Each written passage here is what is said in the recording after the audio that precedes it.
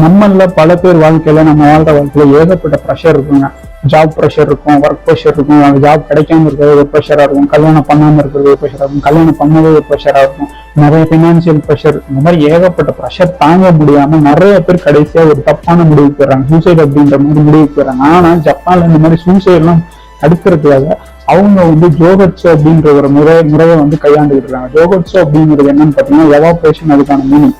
அதாவது இப்ப ஜப்பான் மக்கள் தாங்கள் வாழ்ற வாழ்க்கையில இந்த மாதிரி ஏதாவது ப்ரெஷரை ஹேண்டில் பண்ணாம இருந்தாங்கன்னா அவங்க அன்னைக்கு நைட்டோட நைட்டா இந்த வாழ்க்கையை விட்டு வேற வாழ்க்கைக்கு தாவறதுக்கான ஒரு முறையை தாங்க இந்த ஜோகட்சு அப்படின்னு சொல்றாங்க. இந்த முறையை கையாளுறதுக்காக நிறைய லீகலா கம்பெனிஸே இருக்குங்க. இப்ப நமக்கு இந்த வாழ்க்கை பிடிக்கல அப்படின்னு சொன்னா நாம அடுத்த வாழ்க்கையை தேடுறதுக்காக அந்த கம்பெனிகிட்ட சொன்னா மட்டும் போதும், அவங்க அந்த வாழ்க்கையில நம்மளை மறைய வச்சு, அதாவது அந்த குடும்பங்கள், அந்த வேலைகள் எல்லாத்துலயும் நம்மளை மறைய வச்சுட்டு வேற